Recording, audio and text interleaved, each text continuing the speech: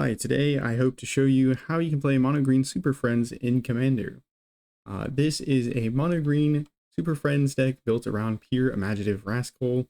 It is a 3-drop 1/1 that says if one or more counters would be put on a permanent your team controls, aka you, that many +1 of each of those kinds of counters are put on that permanent instead. So this is +1 counters, this is loyalty counters, any kind of counter that you would put on something, you get to put an additional counter on it. This works well with Super Friends, or what I mean by Super Friends is Planeswalkers. So we're playing a bunch of Planeswalkers. We have 16 Planeswalkers in the deck. Planeswalkers enter with loyalty counters, so they get to enter with an additional counter, and whenever you use a ability that adds counters to your planeswalker, you get to add an additional counter. Or if you proliferate, you get to add 2 counters. So that is the kind of interesting interaction that we're going for in this deck. Notably, this deck I feel like is a more tame Super Friends deck, in the sense that Super Friends decks can be pretty hated in Commander, particularly because they can hog a lot of time at the play table or in a game, because you have all these individual planeswalkers that you're using or trying to decide which ability to use with. This is why one of the things that is really important whenever you're playing a deck really is to know your deck kind of inside and out if you can, so that you aren't consuming a bunch of time on your turn reading what your cards do. So yeah, important thing if you're going to play this deck, try and have a good understanding of your planeswalkers in the deck. We're going to go through each of them, so hopefully that will help things out. But yeah, using a lot of your planeswalkers abilities takes up a lot of time, and then often planeswalker decks are filled with a lot of sweepers or some kind of stacks, because, well, you can sweep up all creatures and you're not going to blow up all your planeswalkers, and that can make it really unfun to play against. But this deck, we're playing Mono Green. We don't have sweepers, we don't have a ton of stacks. We're playing the old-fashioned kind of stacks, known as, I'm going to put a blocker in front of you and that should be good enough. Now, this deck also doesn't do a lot of fiddling with planeswalkers. In fact, what we try and do is play a planeswalker and then immediately get the ultimate ability, the highest minus value. How do we do that? Well, we play the planeswalker, and then when we play a proliferate spell, that puts 2 additional counters on it. That means we entered with an additional counter, we put 2 more counters on it. That's usually enough to go ahead and activate the ultimate of these planeswalkers. So this means we can get emblems really easily, which is really strong. So that is one of the things with this deck. We have emblems, and so these are really hard to interact with. And, well, yeah, you can't really interact well with emblems, and so that makes our deck pretty strong in that regard. So that's just something to be mindful of. Now, the deck is broken up into a few categories, or we're going to go through the cards in a few categories. First, we're going to go through all of the planeswalkers. They do a lot of different things. So they can be interaction, they can be card draw, they can put power onto the battlefield. So some of our other categories might be a little bit thin, but the planeswalkers hopefully make up for that. Of course, Pure is a +1 counter kind of commander, so we do have some +1 counter cards that are just so good that we put them in the deck. This is not really intended to be like a huge +1 counter deck, but these cards just are that impactful, and sometimes you don't draw all your planeswalkers. There's only 16 of them, so need other things that are valuable to do. We have quite a bit of card draw in the deck. Notably, since we were playing like a lot of planeswalkers, we don't always have the biggest creatures on the battlefield or a ton of creatures on the battlefield, and that is kind of what dictates a lot of green card draw. So our card draw is a little bit more incremental than a lot of green decks. Another neat trick that we can do is we can play fogs. This is one way to protect our planeswalkers. So we have 3 fogs in the deck. We have an interaction section where these cards are just really only in the deck to kind of interact. Whereas our planeswalkers, they generate value, they interact, they draw us cards. I just realized I miscounted the number of planeswalkers. We have also the flip planeswalker for Nissa, so we have 17 planeswalkers total. We're not playing all the planeswalkers that you could in green because some of them are just bad. So if you're trying to commit to the bit, you can probably take out some of the more expensive cards and make the deck a little bit more budget friendly by just jamming in some of those missing planeswalkers. Now for one of our other important sections is our Proliferate spells. We're playing not all the Proliferate cards that you can, but we're playing, I think, some of the best ones, the cheapest, and most useful kind of Proliferate spells that we can. Again, these cards are like important to the strategy because we play a Planeswalker, we play one of these Proliferate spells, and usually that means we can go ahead and emblem our Planeswalkers immediately, which is kind of the cool thing that you're trying to do in the deck. We have a bunch of ramp in the deck. This ramp, we have a lot of 1 mana ramp, and the idea behind this is we play a 1 mana ramp on turn 1, and then we can cast our commander turn 2, and then we can start doing anything else to develop our board. Just being able to curve turn 1 into turn 2 our commander is really nice, so that's kind of the goal. Another important part of the strategy to getting use out of our planeswalkers in mono green, we're not playing sweepers, so we're playing the good old put a creature in front of the attacker strategy, and so we're going to make some tokens to hopefully block the creatures that are going to be swinging at our planeswalkers. Again though, not always super vital, because, well, we're going to be trying to also emblem our planeswalkers the turn that they come in. And then lastly, we have a lot of basic lands in our mana base. One of our planeswalkers cares about the number of forests we have, and we don't really need to play a bunch of utility lands, I don't think. But yeah, this is a area where you could make changes to the deck if you're interested. So next, I wanted to go through these sections and kind of go in detail about the cards. So most importantly, obviously the planeswalkers are cards that you're going to want to know fairly well, because, well, you're going to have to play them a little bit differently depending on what card or which planeswalker they are, and hopefully you don't spend a bunch of time deciding what abilities to use. So Nissa, Vastwood Seer, this enters, grabs us a forest to hand, which is always very nice, making sure you don't miss your land drops. And then it flips into a planeswalker if you have a 7th or more land enter the battlefield. The planeswalker ticks up, reveals the top card. If it's a land, puts it into the battlefield. Otherwise, it puts it into your hand.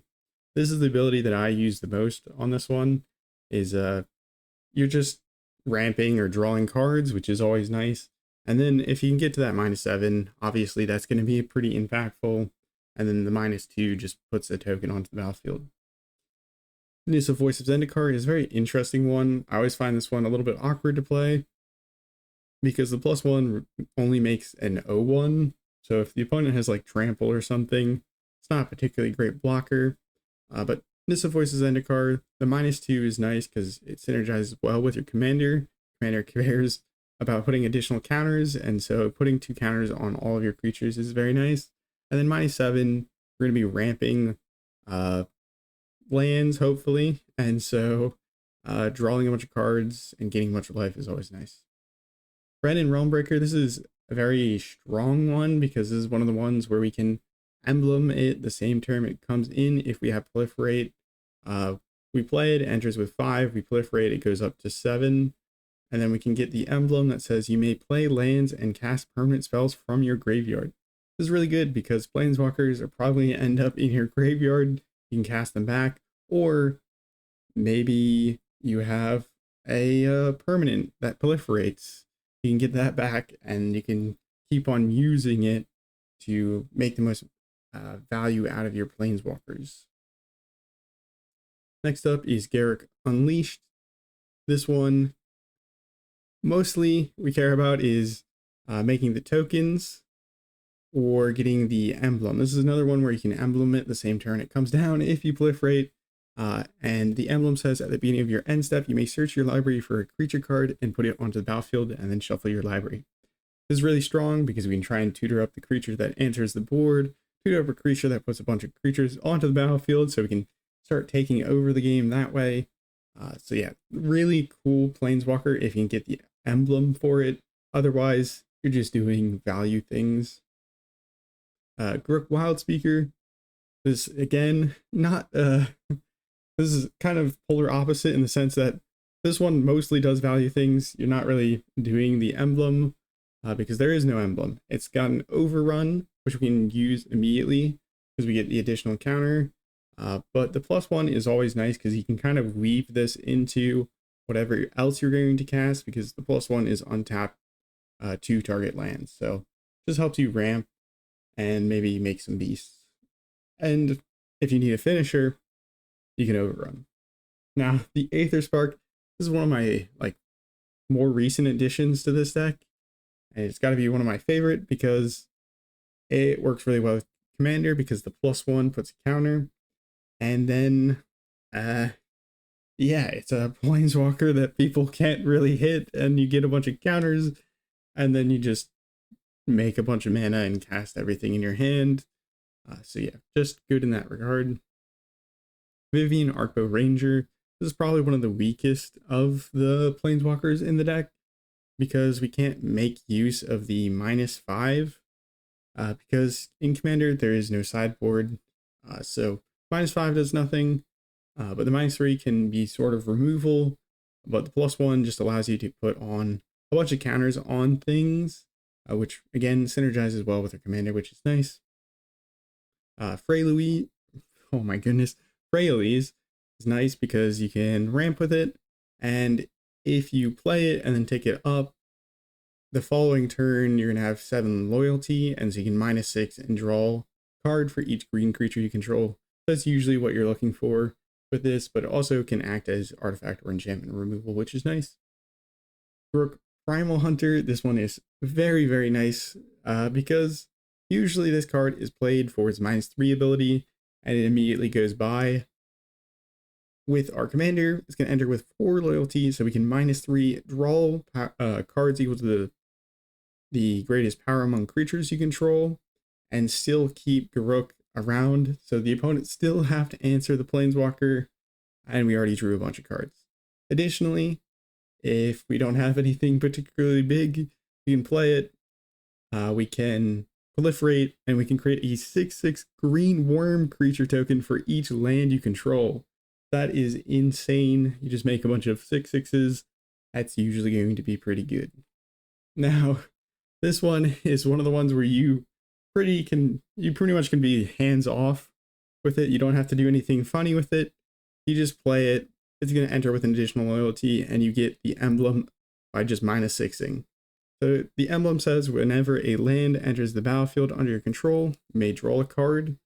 So that's usually what you're doing with this Commander. I don't think I've really done much else with it. -3 is notable because it can grab a card back from your graveyard, but usually that -6 is just so appealing that you play it, you emblem it, and you move on. Nissa, Who Shakes the World. This card is very interesting because not only does it have a static ability that kind of doubles up our mana because we're mostly playing forests, but if we proliferate just once, we can go ahead and get the emblem and search up all of the forests from our library and put them onto the battlefield. The emblem just says lands you control have indestructible, but yeah, with this, a simple proliferate, we're going to put all of our lands onto the battlefield. If we have any landfall effects, those will go off, which is pretty funny. But usually, it's just ramp massive amounts of value, which is pretty good. And the +1 still is notable because you can turn one of your lands into a creature, and it gets a bunch of counters on it. So your Commander is going to put an additional counter on it. Furthermore, I think we do have a combo with Nissa, thanks to the +1, turning a land into a creature, and Springheart Nantucko, being able to make copies of creatures, and then this doubles up the amount of mana you're forced tap for, so we can do infinite landfall that way as well, which is interesting. Nissa Worldwaker. This is another one where it's more incremental landfall, or sorry, incremental value, because it's really easy to work into whatever else we're going to cast, because the +1, the second +1 is untap up to 4 target forests. So this really can be like 1 mana to cast, which is very nice. And then the -7 is still super impactful because it says search your library for any number of basic land cards, put them onto the battlefield, then shuffle. Those lands are 4/4 elemental creatures with trample. They are still lands, so you just tutor up all your lands. They're all 4/4s. If your opponents can't answer the board, well, I guess that's tough. You have a bunch of creatures, you're probably going to win. Vivian Monsters Advocate. So this one's really interesting because the -2 ability, these planeswalkers, some of them let you kind of search your library for a creature and put it onto the battlefield. This is another one of those ones. And so we do have a kind of toolbox feel to this deck because we can try and find whatever creature we think suits the situation. And this is one of the ones that plays into it with the -2. But the -1 and the static ability is still very good. The +1 just makes a beast and gives it a keyword. And then the static is we can cast creature spells from the top of our library, which is cool. All right, another planeswalker with a really impactful emblem. Vivian Reed enters with additional +1 counter. We proliferate, and then we can immediately emblem. And the emblem says creatures you control have +2/+2 vigilance, trample, and indestructible. So if we get that off, that's pretty good. Besides that, we can find creatures or lands from the top, and we can remove artifact, enchantments, or creatures with flying. Pretty decent, especially that emblem though. That is what we're really looking to do. Brennan 7. This one's quite fun because, well, you just play it, you -3, you make a massive tree folk. That always puts a smile on my face. The tree folk also notably has reach. I think flyers are always going to be a little bit hard to handle playing like a Super Friends deck, especially if you can't remove the flyers. So having the tree folk with reach is just like another way to deal with that. Notably, it enters with 6 counters on it thanks to your commander, so you can just -3 if you really want and just get 2 massive tree folks for 5 mana.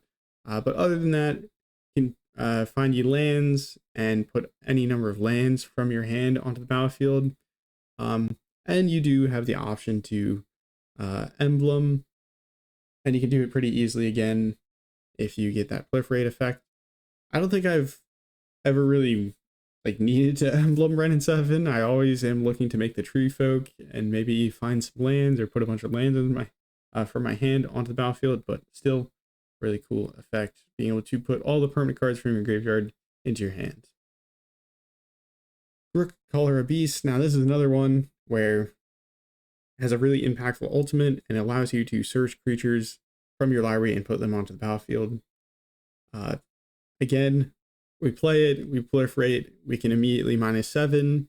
And it says whenever you cast a creature spell, you may search your library for a creature card, put it onto the battlefield, and then shuffle. Alternatively, you can cheat a green creature from your hand onto the battlefield, and the +1 can help you find creature cards. Notably, like these planeswalkers that have the +1, look at the top X number of cards, put creature cards into your hand, are not always, or that +1 ability isn't always the best because we're not playing a deck fully crammed with creatures. So sometimes you might whiff, or you might just find a little bit of a disappointing creature, but it's still value. Then Nissa Ascended Animist. This card is a really good card if you're playing Mono Green. because you play it and you can -7, and it says until end of turn, creatures you control get +1/+1 for each force you control and gain trample. This is the main card that I was referring to when I said there's a planeswalker that cares about the number of force you play or have. This is our kind of overrun in the deck that we're really looking to get. We do have like the other planeswalker, the other Garruk, can give +3/+3 and trample until the end of turn. But plus, I don't know, 7/7 and trample is probably a little bit better. And we can always make really big things or destroy artifacts and enchantments with Nissa, which is nice. So that is the planeswalkers in the deck. You can see how they allow us to really generate a lot of value. They can remove artifacts, enchantments, or maybe even creatures, and they can provide us some overrun or ramp, which is pretty cool. Now, to actually get to the planeswalkers, they're kind of expensive. We need to pretty reliably ramp. One of the strongest things about playing kind of mono green in Commander is there's a lot of 1-drop ramp, which really is not like possible in a lot of other colors. And green can also ramp lands notably, but I think one of the strongest things in terms of this deck is if you can start ramping on turn 1, cast your commander turn 2,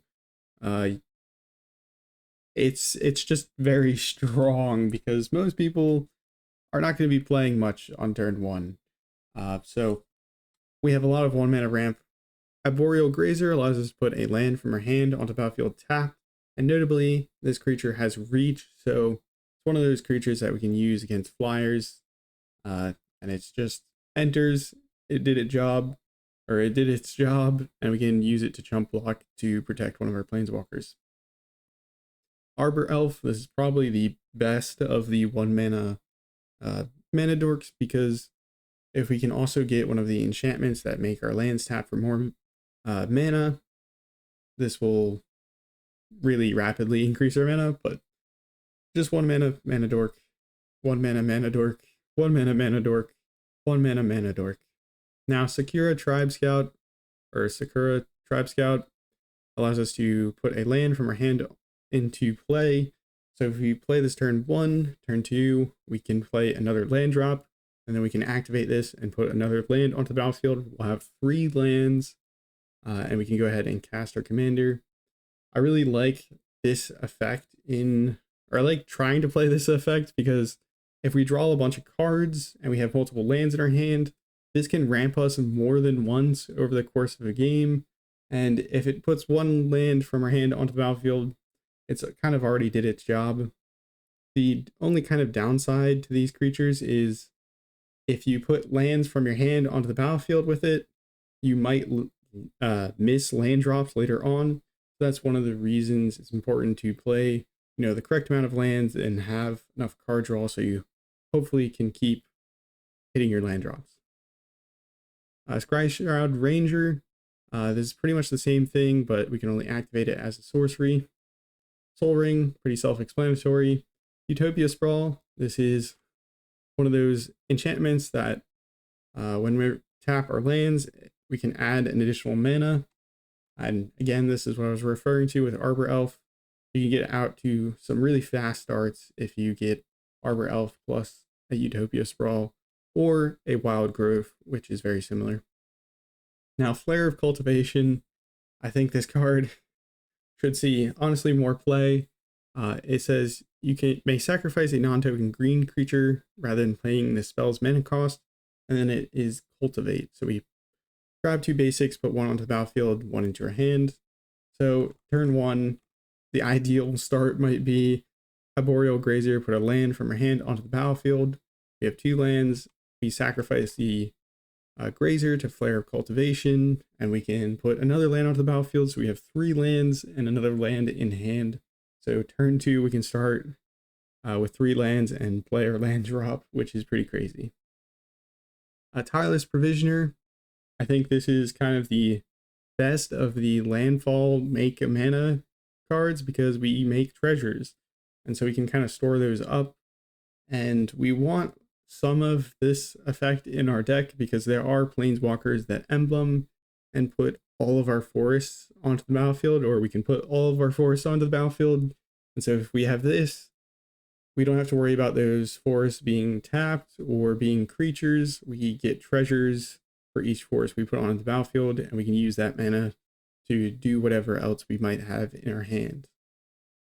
Wood Elves, this is enters, tutor up a forest, and it's notably untapped, which can allow us to also potentially kind of combo with it if we have Wood Elves, Tireless Provisioner, and Springheart and Nantucko. We can tutor up all of our forests onto the battlefield that way. Solemn Simulacrum, this one's pretty well known, but it enters, you can tutor up a land, and then when it dies, you may draw a card.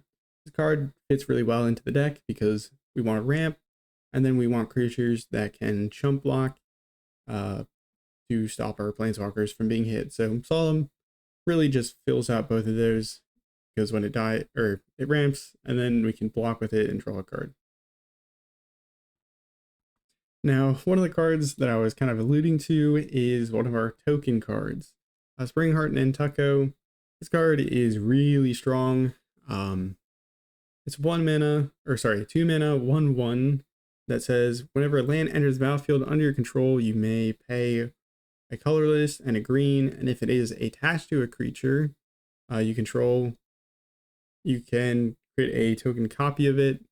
If you don't pay, or if it is not attached to a creature, you get a 1/1 insect creature token.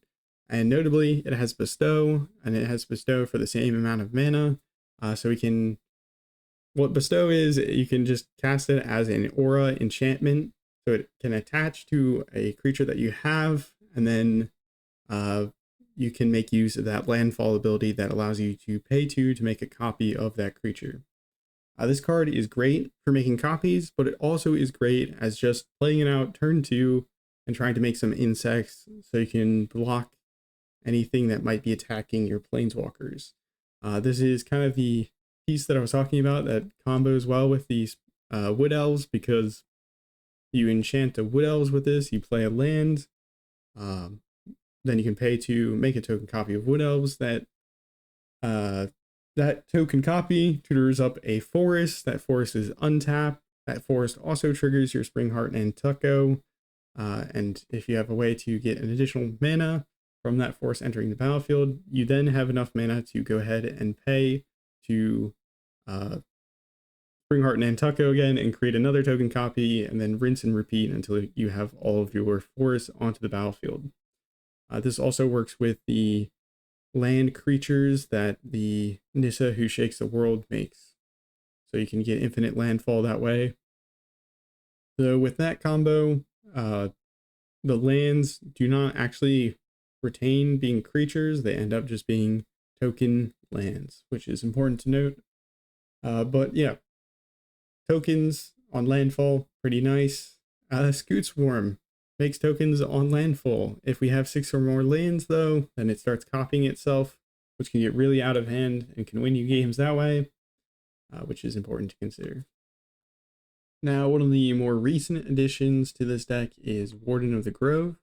It is kind of both a +1 counter card and a token card. It says at the beginning of your end step, put a +1 counter on this creature, and then it has the ability that says whenever another non-token creature you control enters, it endures X, where X is the number of counters on this creature. Now, endures X is we could put X +1 counters on the creature that entered, or create a XX white spirit creature token. So normally you play this out, you get a counter on it, and then whenever you play your creatures, you're going to want to make spirit tokens so that you have more chump blockers to try and protect your board, or just kind of creatures that you can then later overrun with. But yeah, so it plays out the token role well, but you can also put +1 counters on things, so also is kind of a +1 counter card in the deck, which is kind of nice. It's really good because just every creature that you play gets an additional token. It's just kind of crazy value.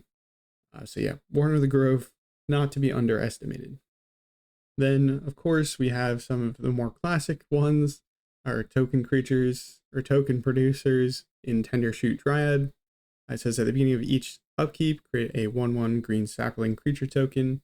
So this will hopefully produce a bunch of green saplings, and your saplings will get buffed if you have 10 or more permanents, which is nice. But yeah, mostly here, make a bunch of tokens. Seems pretty good. It is pretty funny though if you can kind of make token copies of Tender Shoot Dryad with your Springheart and Nantucko. There's just, this card enables so much crazy stuff. So definitely, if you're going to try and make this deck on a budget, Springheart and Nantucko is one of the cards where you might want to splurge for it. And then, of course, we have Avenger of Zendikar.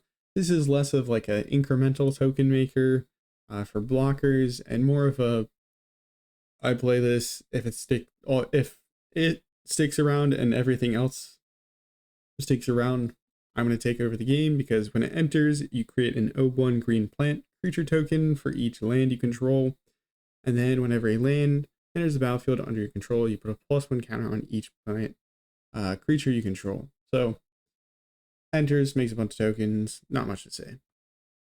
The next kind of important section that we ought to go through is the Proliferate cards. These are cards that enable us to emblem our planeswalkers the turn they come in, and these are the select cards that I chose from the Proliferate options that I think are just generically good and very mana efficient. So first off, we have Thirsting Roots. Mostly this is going to be 1 mana Proliferate. You can search your library for a basic land if you're in a pinch though. Kinker Bloom, there's 2 mana, 3/2, and then you can pay 1 to sacrifice it, you can proliferate, or you can destroy target artifact or enchantment. This card is really good if you can get that Wren and Realmbreaker ultimate, because then you can cast permanents back from your graveyard, and this goes to your graveyard very easily because you're going to sacrifice it. So you can kind of loop this if you get that that emblem, which is strong. Pollenbright Druid, 2 mana, 1/1, enters, proliferate, or put a +1 counter. Unnatural Restoration is a 2 mana sorcery that says return target permanent card from your graveyard to your hand and then proliferate. You kind of need a target in your graveyard to cast this, which is a little annoying, I think. Correct me if I'm wrong. I think you need a permanent in your graveyard, but notably, your planeswalkers might end up in the graveyard, and other stuff might end up in the graveyard pretty easily, so not always that concerning, and 2 mana proliferate is just good value. Adaptive Spore Singer, 3-drop, enters, you can pump something or proliferate. Contagious Vork, it's 3 mana, 3/3, enters, look at the top 4 cards of your library. You may reveal a land card from among them, put it into your hand. Notably, it says may, so you can choose not to. And then if you don't put a card into your hand this way, proliferate. So you can just choose not to put a land from the top 4, and then you can consistently proliferate with it, which is nice. Evolution Sage, landfall, proliferate, makes sense. Glistening Sphere, enters, it's a mana rock, and it proliferates when it enters. And then Staff of Completion, this card is really good because, well, it can do a whole lot of things for paying life. You can pay 2 life, tap it to add a mana, pay 3 life to proliferate, or pay 4 life to draw a card, and then you can pay mana to untap it. But it's very nice, you can play it as a mana rock, and when you need to proliferate, you can just play one of your planeswalkers and then proliferate at just the cost of 3 life. You don't actually have to worry about having enough mana to combo a planeswalker into another card. It's nice that it sits on the battlefield that way. So that is all the proliferate cards, but loyalty counters are not the only thing that you can proliferate in this deck. We do have some +1 counter cards, so we're going to go through those now. Managorgia Hydra, 3-drop that says whenever a player casts a spell, put a +1 counter on Managorgia Hydra. If you can get this down early, it gets really big over the course of a game. It's kind of something that players must answer, otherwise it's going to just start taking out life totals. And then works well with our commander because, oh, you cast one spell, I put 2 counters on it. It doubles the speed that this thing grows at, which is really strong. New addition here in Ouroboroid. At the beginning of your combat, put a +1 counter on, or sorry, put X +1 counters on each creature you control, where X is this creature's power. This is really good. Putting a bunch of counters on everything you control. If this sticks around, you will take out people. This is a must-answer threat. It's really synergistic with the deck because you put 2 counters on the first turn. Next turn, you put 4 counters on because you're always adding 1 additional. Notably, also some of your planeswalkers will allow you to uptick them to either put counters on something or provide a power buff. So if you play Ouroboroid, you uptick one of your planeswalkers that do that, it's going to start with a bigger power number, and you can instantly start adding a boatload of counters to all of your creatures, which is just insane. And then probably second best in terms of just putting counters on absolutely everything that we control is Defiler of Vigor. This card is just super awesome in this deck. 5-drop, 6/6 with trample. We can choose to pay 1 green pip less for our green permanent spells and pay 2 life instead. And whenever we cast a green permanent spell, we put a +1 counter on each creature you control. That is not dependent on us paying the life, notably. But yeah, we play this, we start playing Planeswalkers, our commander, and the Defiler Vigor, and whatever else we might control is going to get massive, which is super cool. Alright, we talked a lot about the kind of cool things that you can do in this deck. Let's talk about how we kind of grease the wheels to try and make this happen a little bit more reliably. I'm talking about card draw. We are playing one other utility land in this deck. In War Room, we just pay 1 life and draw a card, which is nice because, yeah, as I said at the very beginning, a lot of green card draw is dependent on you having a large power creature or having a ton of creatures on the battlefield. Mostly it's dependent on you having a large creature with a large power number. And we're playing Planeswalkers, so we're not always going to be having that, and so we gotta play the little incremental card draw where we can. Speaking of incremental card draw, Elvish Visionary enters the battlefield, draws a card. This is a good card in the deck because A, it draws a card, B, it's a chump blocker. That's really it. We're playing a lot of these creatures that enter, draw a card, and then we can block with them. This is not a creature, it is Sylvan Library. This card is a little bit complicated, but basically we can draw an additional card or draw up to 2 additional cards for 4 life each. But we can also kind of pick and choose from the top of our library. I don't feel like explaining the card right now. You know what Sylvan Library does. If you know what Sylvan Library is, it's just good because it doesn't really depend on us having big creature or lots of creatures. Wall of Blossoms, this is just a creature, enters, draws us a card.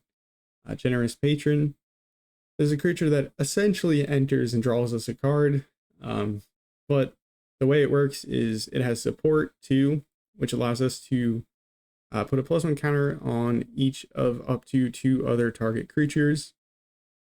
And then the second ability is whenever you put 1 or more counters on a creature you don't control, draw a card.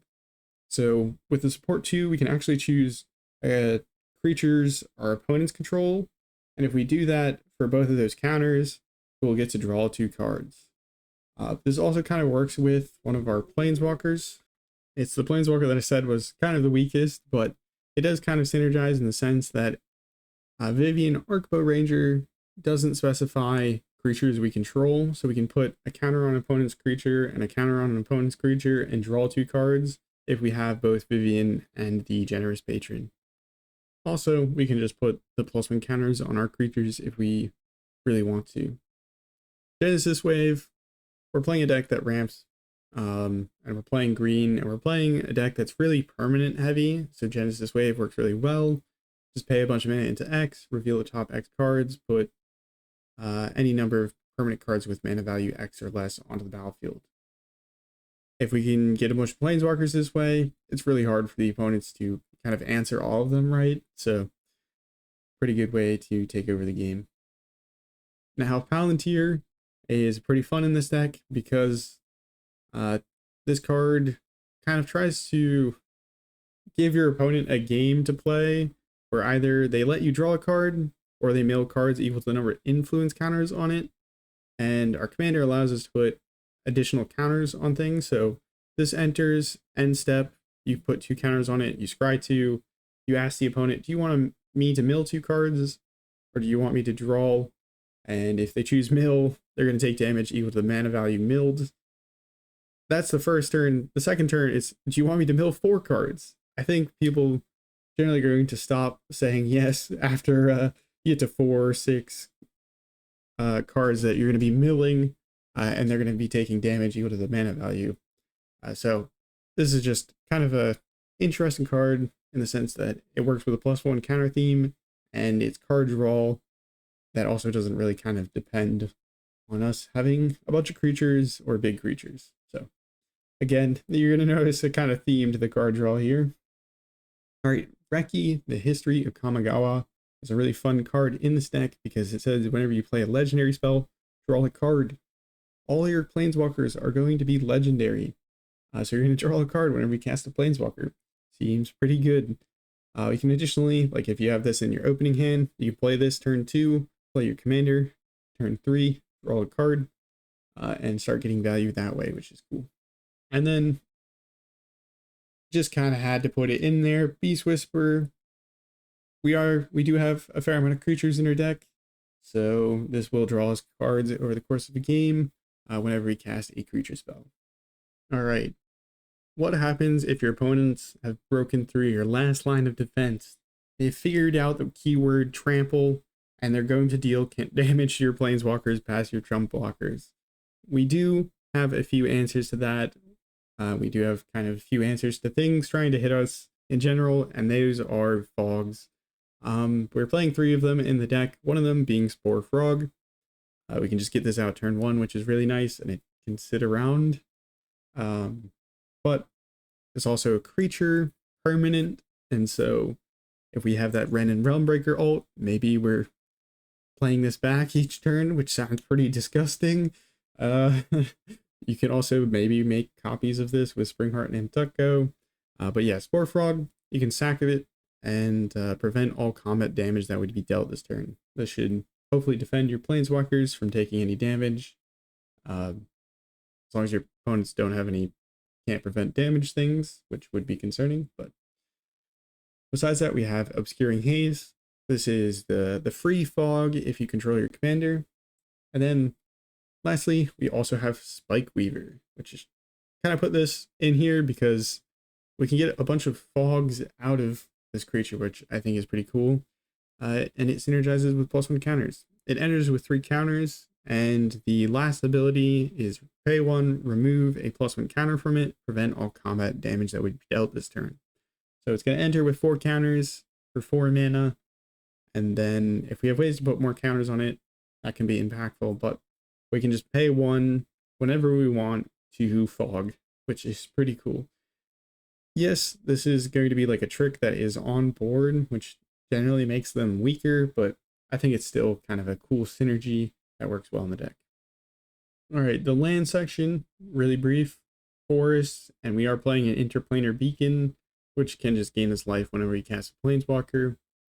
Just thought it would be nice to have a little incidental life gain. Probably not essential, but yeah. And then lastly, we have a few cards that help us try and be a little bit of responsible EDH players. Some interaction in the deck outside of our planeswalkers. Let's be clear, we don't have just 3 cards in our deck that interact, but these are cards that are mostly like just interaction. So we have Abstergo Entertainment. This is another kind of utility land in the deck. The ability is pay 3, tap it, exile it, return up to 1 target historic card from your graveyard to your hand, and then exile all graveyards. So this is kind of our graveyard nuke. So if opponents are playing graveyard decks, this is kind of the card that we're hoping to make use of. Outside of that, it can also return a historic card from our graveyard to our hand. So opponent kills one of our planeswalkers, we can sack this and grab it back, which is super cool to have in a land. So yeah, I think this card's really good in this deck. Other interaction, Bane of Progress, enters, destroys all artifacts and enchantments. Put a +1 counter on this creature for each permanent destroyed this way. This is one of our creatures that, if we have one of those emblems that are allowing us to search through our library, this is a good one to grab if our opponents are playing an artifact deck and they're looking like they're going to win the game. So Bane of Progress doesn't really hate on us that strongly because we don't have that many artifacts or enchantments, and just nukes them all. Then one of the cards that is oh so fun in this deck is Apex Altasaur. It's a 9-drop 10/10. When it enters the battlefield, it fights up to one target creature you don't control. If it is dealt damage, it fights up to one target creature you don't control. So this means it enters, it fights something as long as it gets hit by whatever it's fighting. So if your opponent goes to remove it in response, that can stop it. But it fights that triggers the enrage, so it can fight again, and then it just fights. You can stop whenever you want because it says fights up to one target creature you don't control. So you can fight a bunch, and then you can keep it at one remaining toughness, if you will. That's probably not the right way of phrasing it, but hopefully you can understand what I mean. Though, there's a cool interaction in this deck, is what if you gave Apex Altasaur indestructible? Then it can fight as many times as it wants. So yeah, if we get that Vivian Reed emblem, we get to give creatures you control +2/+2 vigilance, trample, and indestructible. So there we get that emblem, and then we get the Altasaur for some reason. We can wrath the board. We can do a mono green wrath. We've done it. We've cracked the code. So yeah, that is just a really kind of fun card in this deck. It's our tutor up if we need to deal with creatures on the battlefield. But yeah. All right, now I want to quickly talk about how can you make this deck a bit more budget. Honestly, I don't have a ton of stuff like prepared in this regard. But I would say if you're going to try and make it more budget, you ought to, you can probably just get rid of some of the like most expensive cards. There are just, in Magic, there are cards that are just, you add them up and they're a large chunk of your deck's overall cost. So if you end up cutting those, you put in, kind of good, generically good green cards, I think you'll still have a pretty good time with this. So like, the Aether Spark was $20, Seven Library is $20, Ouroboroid, this is $20, Reki, it's $11. Just making sure that you're like, oh yeah, Palantir, Glistening Sphere, maybe swapping them out with like equivalent things. So Glistening Sphere cares about proliferating. Maybe you grab another card that proliferates that's in green. And in that case, you can kind of try and find those things either with Scryfall or EDH Rec, looking at, what are people playing in here, or, searching green cards that say proliferate. So that would be my advice for making it more budget friendly. Sorry, I don't have a bunch of things prepared, but yeah. That kind of covers the overall cards in the deck. Hopefully this gave you some ideas. Let me know if you have any thoughts or feedback. Lastly, I just wanted to do some kind of play testing the deck to try and show you how the deck kind of plays a little bit. I meant to kind of disclaim this at the beginning of the video. This is a deck that I've brewed over the course of, I don't know how long, many months. I've done some playtesting online, and I've bought the cards to play in person, but I haven't played it like a ton of games in person. So this is not the end all be all. If you have some ideas, feel free to share, and let me know if there's any good upgrades, because hopefully I can enjoy playing this deck many a games. But this is a really strong hand, I think. It's Utopia Sprawl turn 1. So let's give this a quick play test. Forest turn 1, Utopia Sprawl. Obviously, you have to choose a color. We're going to choose green. I feel like some people will some people will be like, what card are you going to choose? Or what color are you going to choose? All right, we'll play a forest, and then go ahead and play the Palantir. Now our end step, we go ahead and add a counter. We scry 2. We don't need any more lands, so we'll send those to the bottom of the library, and then opponent either allows us to draw or mill. Probably gonna say mill, my guess would be. So we put a Vivian Monsters Advocate in our graveyard. Turn, play a land. I don't think it matters that much. We'll play our commander. We put 2 influence counters on our end step. We scry 2. Don't need another forest. We can move that to the bottom of the library. We'll put Nissa on top. Go to next turn. We will play a interplanar beacon, so we can start gaining life from our planeswalkers. We will play a... We don't have 4 forests. That's a little problematic, because I was hoping to play Nissa Worldwaker, use the +1 to untap 4 target forests, and then hopefully have enough mana to cast another thing. Since we don't have that, we'll go ahead and play Wrenn and 7. It's going to actually enter with additional counters. So we enter with 7 or 6 here, and then we can go ahead and make a tree folk.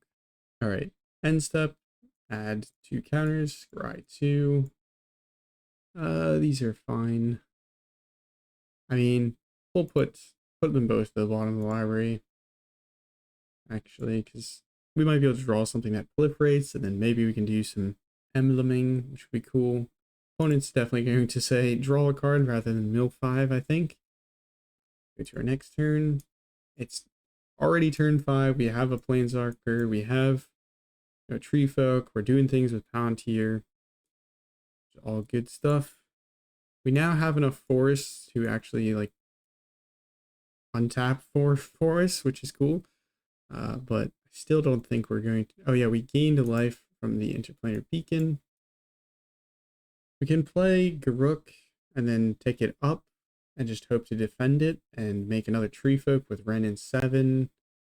Or we could play like Nissa Worldwaker, uptick it, play the Generous Patron thanks to untapping a bunch of lands. It is kind of things that this deck is a little hard to kind of playtest just because it really depends on what your opponents are going to be doing. But I'm greedy. I want the emblems. So we're going to play Garruk. Enters with additional counter. We'll take it up so it gets up to 7 counters. We look at top 5 cards. And we put all creature cards revealed this way into our hand and the rest on the bottom of the library in any order. So that was a massive hit because we hit 3 creatures, which is lucky. And then this staff and this forest go to the bottom of our library. We will probably -3 the Wrenn and 7. Ends up in our graveyard. It's a little sad, but we get to make a token copy of, or we make it another tree folk. And these are power and toughness equals the number of lands that we control. So we have 2 5/5s turn 5, trying to defend our planeswalker that can emblem next turn. If it doesn't emblem, or like if the opponents get through, it's still going to have potentially loyalty left over, which is always good. We get Palantir triggers. We put, oh my goodness, it's all the way up to 7 counters. One thing I do worry about with this card, I haven't got to play it a ton with Pier, is if your opponents just say mill every single time, if you start milling out your deck. Though I don't think that's possible because I think they're going to die. We'll keep the Pollenbright Druid. We'll move the Reki to the bottom of our library. Pollenbright Druid's really good because it says Proliferate. We do draw and then we have to discard the hand size. So we'll discard the Llanowar Elves because I think we have better things to do with our mana. And then turn 6, we would potentially be able to emblem our Garruk. Let's see if we can get a bit of a faster hand. I think one of the things I really like about this deck is it can be pretty dynamic because sometimes you don't draw the planeswalkers, or sometimes you have to play the planeswalkers differently. It's just a real puzzle to solve while you're playing the game because planeswalkers don't perform that well in Commander because it's pretty easy for them to get targeted down when you have 3 opponents that you have to defend against. This hand, I would probably try and mulligan. This hand is good, I guess. You know, Soul Ring, Ward in the Grove type stuff. Go ahead and play test. Draw, play a forest, probably play the Soul Ring. Turn 2. Sometimes I like to try and like hold on to the Soul Ring if I don't really have anything going for me, but in this case, I think it's better to just play it out. Though, admittedly, we could have probably waited a turn because we didn't have anything to do with this extra mana, but we may have drawn into one of our 1-drops. End step, we put a +1 counter on our Ward in the Grove. And then this turn, we can go ahead and play our commander. Well, actually, no, yeah. Play our commander. When our commander enters, we'll go ahead and make one of the spirit tokens. This is the kind of power of Ward in the Grove. It says Endura X, where X is the number of counters on that creature. Oh, I thought this was the 2-drop one, so we won't be able to do anything there, but started making these creature tokens. End step, we put 2 counters on the Ward in the Grove. Go to next turn. Play our land for turn. We have 6 mana at our disposal. Oh, this gives us a ton of options. I think we play the Defiler of Vigor, and then we make a 3/3 spirit. From the Endure trigger, and then we get a discount on all of our spells the following turns. Next turn, play a land for turn. We can cast. Oh, it's just, oh yeah, I forgot at end of turn we put 2 counters on this. So now all of our creatures can either enter and make a 5/5, or we enter with 6 counters on them, which is just crazy. I guess this is, you can see how like this deck is very dynamic. As I was saying, sometimes you just don't hit the planeswalkers you want to cast. I could cast this one and be ticking it up, but this is not one of the ones that has a super impactful ultimate. So Generous Patron, notably one thing I didn't mention previously, but Generous Patron with the support ability, you don't put 2 counters on your opponent's creatures. You put only 1. Like Peer doesn't see you putting the counters with the support ability because Peer only cares about when you put 1 or more counters that would be put on a permanent your team controls, aka you. So here what happens is we cast this. Our Defiler Vigor triggers to put a counter on everything, but it puts 2 counters on it because we have our commander. So everything gets 2 counters. Whoops, that's 3. And then we get our Generous Patron enters ability and our Ward in the Grove endures ability. So we can kind of choose which way we do this. We're probably going to put counters on our opponent's creatures to draw 2.